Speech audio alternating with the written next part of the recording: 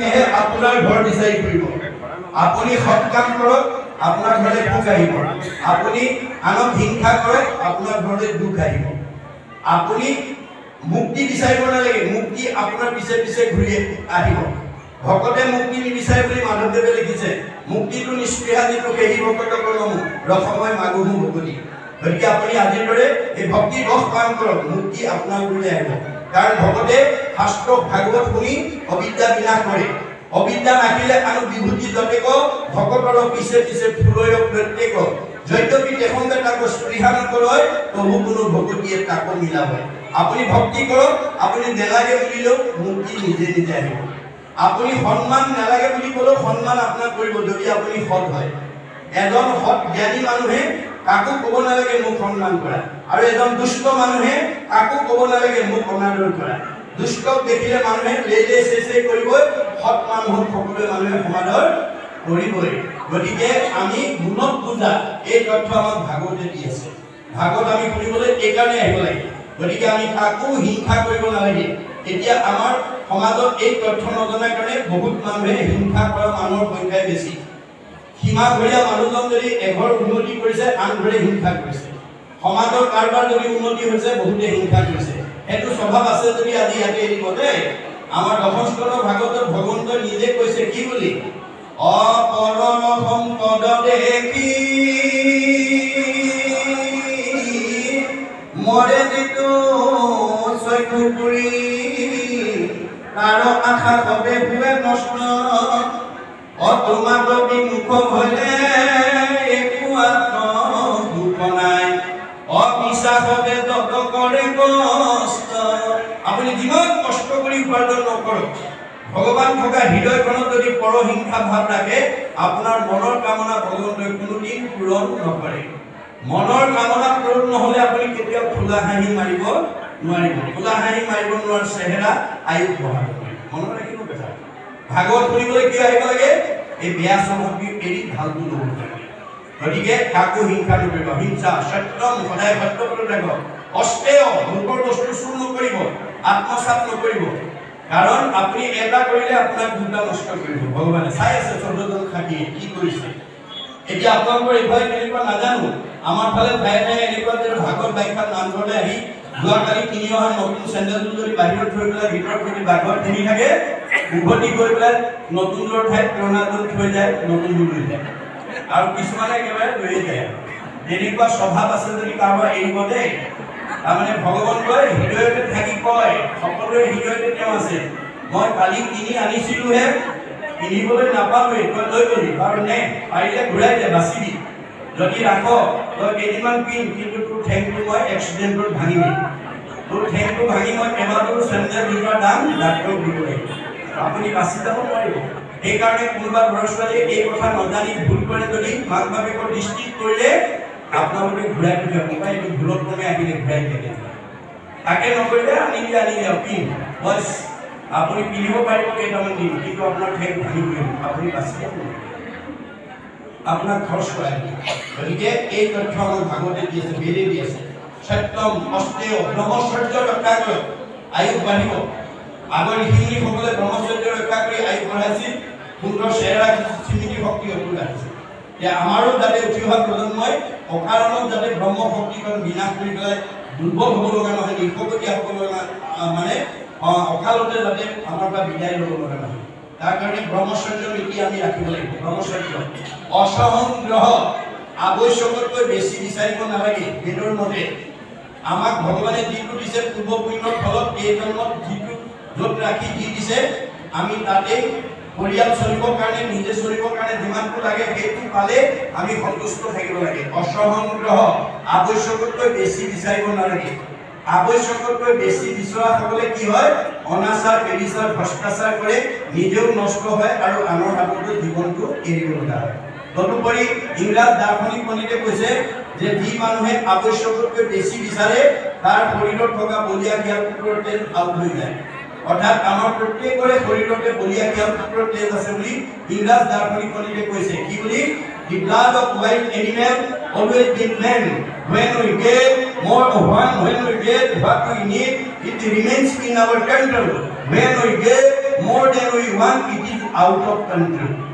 অর্থাৎ আমার আবশ্যকতা যেতিয়ালৈকে পাম আমার শৰীৰৰ থকা বলিয়া ক্ষেত্ৰৰ তেজ মুক্ত হৈ থাকিব যেতিয়া আবশ্যকতকৈ বেছি পাই যাম ই বিয়ন কন্ট্ৰোল হৈ যাব আজি আপোনালোকে সমাজত যদি চাই আমাৰ কোনবিলাক মানুহে অনাচাৰ বেবিচাৰ ভ্ৰষ্টাচাৰ হত্যা লুণ্ঠন ধৰ্ষণ অপহৰণ কৰিছে যিবিলাক মানুহে আবশ্যকতকৈ বেছি বিচাৰি গৈছে তেওঁলোকে আনকো অনিষ্ট কৰিছে আৰু নিজেও গৈ আনৰ হাতত জীৱন এৰিব লগা হৈছে গতিকে তাৰ পৰা যাতে আমাৰ ল'ৰা ছোৱালী উঠি অহা প্ৰজন্মক যাতে আমি বচাব পাৰোঁ ভাগৱত পঢ়ি তাৰ প্ৰতি আমি সতৰ্ক হ'ব লাগিব অসংগ্ৰহ শৰীৰৰ শ্ৰম আমাৰ বেদৰ মতে আমি শাৰীৰিক পৰিশ্ৰম কৰিব লাগে শাৰীৰিক পৰিশ্ৰম কৰিলে আমি বেমাৰৰ পৰা মুক্ত হৈ যাম এতিয়া এই তথ্যটো নজনাৰ কাৰণে আমাৰ বহুত মানুহে প্ৰটিনযুক্ত আহাৰ খায় এতিয়া ঠাণ্ডা বতৰত কোমল বিচনা লেপৰ তলত বেলি ওপৰলৈকে যদি শুই থাকে আপুনি ডায়েবেটিছ বিচাৰিব নালাগে ডায়েবেটিছ আপোনাৰ ঘৰত নিজে সোমাই আপুনি বেমাৰ বিচাৰিব নালাগে বেমাৰহে আপোনাৰ ঘৰত বিচাৰি ফুৰিব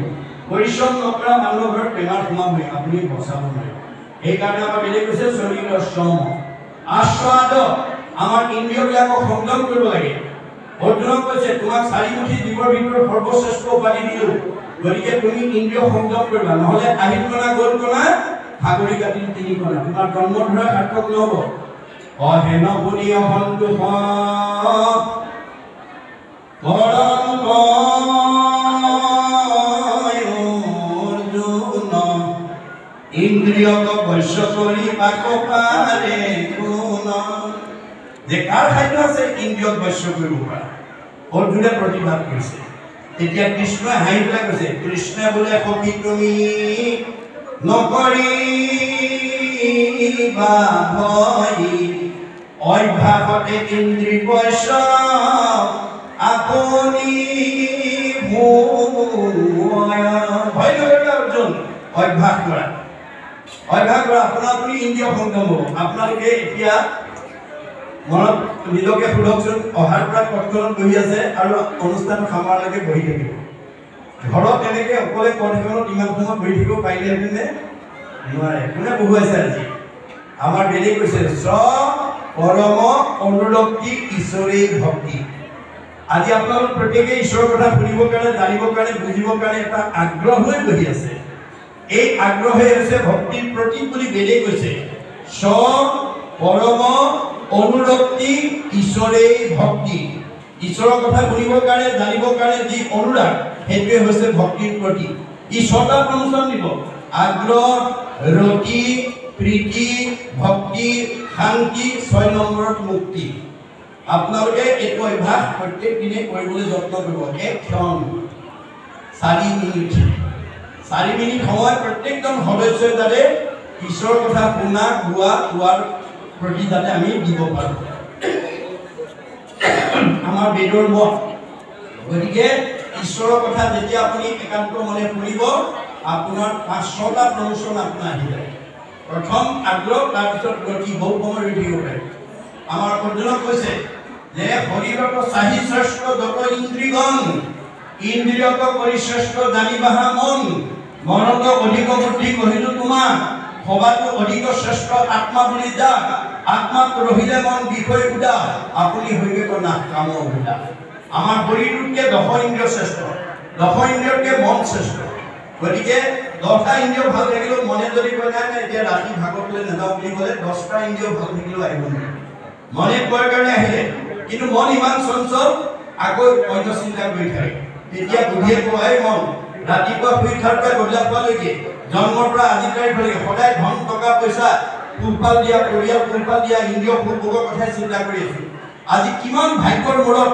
সাধুৰ সংগত বহি স্বাদক অমৃতময় পৰম আনন্দ ৰস পান কৰি জন্ম জন্মান্তৰ কাৰণে পুণ্য সঞ্চয়ৰ এটা সৌভাগ্য পাইছো দয়াবল ধৈৰ্য ধৰা এই বুলি মনটোক আপুনি দমন কৰি যদি আত্মা ক'ত আছে এই উদ্ধৱক কৈছে তিৰুধায় কবিষ্ণয়ম শ্ৰীমদ ভাগৱতানৰ্মম এই নয় বাংময় মূৰ্তি প্ৰত্যক্ষ বৰ্ততে হৰৈ শবনা সেবনা পাঠা পাপনাসি দৰ্শনা পাপনাসি এই শব্দ ব্ৰহ্ম what is God ভাগ্য ব্ৰহ্ম শব্দ ব্ৰহ্ম ৰূপে ভাগৱতৰ অন্তৰ্নিহিত আছে এই ভাগৱতৰ যদি মনটো আপোনাৰ বহুৱাই দিয়ে তেতিয়াহ'লে আমাৰ কামনা বাসনাই আপোনাক স্পৰ্শ কৰিব নোৱাৰে আৰু এইটো অভ্যাসৰ দ্বাৰা যদি আমি এক ক্ষণ যদি প্ৰতিদিনে আমি দিব পাৰো তেতিয়াহ'লে আমাৰ যাবৰ সময়ত আমাৰ জন্মটোৰ সাৰ্থকতা হ'ব। আজি ভাগৱত শুনাটোৱে আমাক এতিয়া সহায় কৰিব। অৰ্জুনক কৈছে জং জং অবিস্মৰণ ভাৱং তেজতে অন্তে কলেবৰম তম তমৈবৈতি কৌন্তেয় সদা তদ্ভাৱ ভাবিত। হে কুন্তীপুত্ৰ ধনঞ্জয়, যাবৰ সময়ত যি ভাৱনা লৈ যাবা, ভাৱনাৰ অনুকূল জন্মটো পিছৰ জন্মত ধাৰণ কৰিব লাগিব। আমাৰ ভাৱনাটো কি হ'ব লাগিব? মুখে বোলা ৰাম, হৃদয় ধৰা ৰূপ, এতেকে মুকুতি পাইবা কহিলো স্বৰূপ। আমি যাবৰ সময়ত মুখেদি ঈশ্বৰৰ নাম ল'ব লাগিব, হৃদয়ৰ ৰূপটো চিন্তা কৰিব লাগিব। তাৰ কাৰণে কমেও 12 বছৰ বয়সত ল'ৰা ছোৱালীক শৰণ দিব লাগিব, আৰু শৰণৰ পিছত শৰণ নমকে হ'লে ভজন দিব লাগিব। শৰণে নাম দিব, ভজনে ৰূপ দিব। গতিকে সেই এক শৰণ ভজন অনুপান কৰ্ণে নুশুনয় আন দেৱতাৰ নাম। শৰণ ভজন কি বস্তু? এক দেৱ এক সেৱ একবিনে নাই কেউ। এক ভগৱন্তক আমাৰ আশ্ৰয় ল'ব লাগিব, অন্যথাৰ আমাৰ গত্যন্তৰ নাই। গতিকে আমি সকলো ল'ৰা ছোৱালীক আমি শৰণ ভজনৰ দ্বাৰা আমি কি কৰিব লাগিব? আধ্যাত্মিক আৰু নৈতিক জ্ঞানৰ দ্বাৰা তেওঁলোকক সুস্থ কৰি তুলিব লাগিব। পুথিগত দিশটোৱে আমাক প্ৰকৃত মানৱ সম্পদ হিচাপে গঢ়িব নোৱাৰে। প্ৰাচাৰ্য শিক্ষাবিদ ৰায়মানে কৈছে, for all round development of student religious education is essential. এজন ছাত্ৰক পূৰ্ণাংগ ছাত্ৰ হিচাপে গঢ়িবলৈ হ'লে পুথিগত ডিগ্ৰীৰ লগত আধ্যাত্মিক আৰু ধৰ্মীয় শিক্ষা দিব লাগিব। ৰুচুই কৈছে, the religious education should be included in the curriculum because it is through religion that the fact of youth can be set on the road to the absolute values, truth, beauty and goodness. সত্য শিৱ সুন্দৰক আৰাধনা কৰিবলৈ হ'লে পুথিগত ডিগ্ৰীৰ লগত আমাৰ আধ্যাত্মিক শিক্ষা যোগ দিবই লাগিব। গতিকে আধ্যাত্মিক শিক্ষাৰ ব্যৱস্থা আপোনালোকৰ এইখন গাঁৱত যদি এই আদৰ্শৰে আপোনালোকে চলি থাকে, ইয়ালৈ অনাগত দিনত এইখন গাঁৱলৈ কোনো বেয়া জীৱ আহিব নোৱাৰে। মানে পোহৰৰ ওচৰলৈ আন্ধাৰ আহিব নোৱাৰে দৰে এই ভক্তি অঞ্চললৈ কোনো বেয়া জীৱ আহিব নোৱাৰে। গতিকে য'ত এই ব্যৱস্থা নাই তাতহে বৃদ্ধ বয়সত বৃদ্ধাশ্ৰমলৈ পঠিওৱা পুত্ৰ জন্ম হৈছে। গতিকে ভাগৱতৰ অনুষ্ঠান যিখন গাঁৱত যিটো নামঘৰত যিখন ঘৰত চলি থাকিব তালৈ সেই জীৱ আহিব নোৱাৰিব। গতিকে আমাক পুথিগত ডিগ্ৰীয়ে প্ৰকৃত মানুহ কৰিব নোৱাৰে যেতিয়ালৈকে আধ্যাত্মিক শিক্ষাৰে আমি শিক্ষিত কৰিব নোৱাৰিম। সেইকাৰণে জনক ৰজাই সীতাক শ্ৰীৰামচন্দ্ৰলৈ বিয়া দিওঁতে বিদায়ৰ সময়ত এই তথ্য দি পঠিয়াইছে। কি বুলি কৈছে? আই সীতা, তুমি মোৰ জুনি জাতৰ সন্তান নোহোৱা, তোমাক মই যজ্ঞভূমিত লাভ কৰিছোঁ। যদিও যজ্ঞভূমিত লাভ কৰিছোঁ তথাপি তুমি পিতৃ মাতৃ অতি মৰমৰ অতি স্নেহৰ। অজনিকা তোমাক লভিলো যজ্ঞভূমি, পিতৃৰ মাতৃৰ প্ৰিয় তব দিও তুমি। তুমি পিতৃ মাতৃ এজনী মৰমৰ ছোৱালী, ত্ৰিভুৱন নিৰূপমা তুমি সমাহাপতি, পৰম দুৰ্লভ লভিলা সুপতি। তুমি ত্ৰিভুৱনৰ ভিতৰত এজনী ধুনীয়া ছোৱালী আৰু এজন ধুনীয়া স্বামী তুমি লগ পালা। আই সীতা, স্বামীত্ব পালে নহ'ব, তোমাৰ দায়িত্ব আৰু কৰ্তব্য আছে। কি? সতী স্ত্ৰী সকলৰ স্বামীকে ভূষণ, কদাচিত নৰম্ভিবা স্বামীৰ বচন। সতী তিৰোতা হিচাপে তুমি স্বামীৰ বাক্য কেতিয়াও উলংঘা নকৰিবা, আৰু স্বামী সেৱাতে আবদ্ধ নাথাকিবা। একচিতে সেৱা কৰি বাহা সৰ্বক্ষণে কৰিবা শুশ্ৰূষা বহু শাশুৰ চৰণী। স্বামীৰ উপৰি বহু শাহুৰক তুমি শ্ৰদ্ধা ভক্তি মৰম চেনেহ কৰিবা। অকল তাতেই সীমাবদ্ধ নাৰাখিবা, নকৰিবা অৱহেলা দেউৰ হ'ব, কৰিবা দয়া আদি সমস্ত জনক।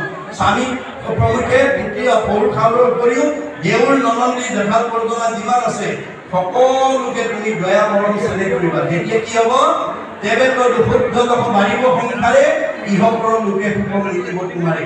তোমাৰ আচৰণ, তোমাৰ ব্যৱহাৰ, তোমাৰ ভক্তি পৰিয়াল সন্তুষ্ট হৈ সমাজক ক'ব, মই বাণীপুৰ বৈষ্ণৱ সমাজৰ পৰা এজনী ধুনীয়া বোৱাৰী বিয়া কৰাইছোঁ।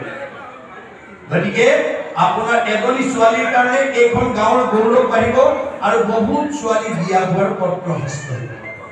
গতিকে পুৰণা হ'লে ক'ব, তোমাৰ নিচিনা স্বভাৱৰ, তোমাৰ নিচিনা আচৰণৰ ছোৱালী আৰু তোমালোকৰ গাঁৱত বা সমাজত আছে নেকি? মনত ৰাখিব কথা।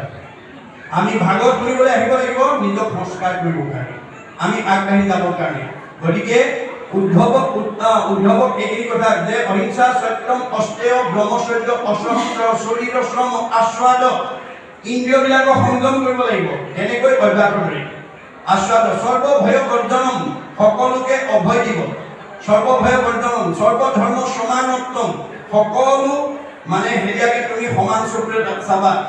সৰ্বধৰ্ম সমানত স্বদেশী নিজৰ দেশ নিজৰ পৰিয়াল নিজৰ ঘৰখনক ভাল পাবলৈ শিকিবা স্পৰ্শ ভাৱনা অস্পৃশ্যতা ভাৱ নানিবা কাৰণ দেহৰহে বৈষম্যতা আছে আত্মাৰ বৈষম্যতা নাই আমি দেহ ধৰ্ম এৰি আত্মা ধৰ্ম ল'ব লাগিব সেইকাৰণে সমস্ত জাতি জনগোষ্ঠীৰ পৰা শংকৰদেৱে ভকতক সংস্কাৰ কৰি আনি এটা জাতি সৃষ্টি কৰি অস্পৃশ্যতা বিহীন এখন সমাজ প্ৰতিষ্ঠা কৰিছে গতিকে এই শ্ৰেণী বিভাজন যেতিয়ালৈকে থাকিব আমাৰ তেতিয়ালৈকে সুস্থ সমাজ আমি গঠন কৰিব নোৱাৰিম শংকৰদেৱে সেইকাৰণে এই শ্ৰেণী বিভাজন উঠৰাই এখন সুস্থ সমাজ মানে জাতি বৰ্ণ বিহীন এখন সমাজ প্ৰতিষ্ঠা কৰি থৈ গৈছে আৰু এই তথ্যখিনি প্ৰথম স্কন্ধৰ পৰা দ্বাদশ স্কন্ধ ভাগৱতলৈকে সন্নিৱিষ্ট কৰি ৰাখিছে গতিকে আমাৰ দ্বাদশ স্কন্ধ ভাগৱতৰ জৰিয়তে যেনেকৈ মানে এৰিয়ে আপোনাৰ ব্ৰহ্মতত্ত্ব পালে পৰীক্ষিতে উদ্ধাৰ হ'ল যে আপুনি মই পামনে নেপাম আপুনি মই যদি প্ৰথম স্কন্ধৰ পৰা দ্বাদশ স্কন্ধলৈকে শুনাৰ বা পঢ়াৰ নিজে যদি এটা আঁচনি ল'ব পাৰোঁ আমি উদ্ধাৰ হ'বনে নাপাম এই বিশ্বাস আমাক লাগিব দেই বিশ্বাসে প্ৰাইভেটাংক তৰ্কে বহুত দূৰ যে আপুনি যুক্তি তৰ্ক কৰিলে আমাৰ পৰা বহুত দূৰ আঁতৰাই গুচি যাব গতিকে আমি বিশ্বাসেৰে ল'ব লাগিব মহাত্মা গান্ধীয়ে কৈছে religious believes R based on faith ধৰ্ম দৰ্শন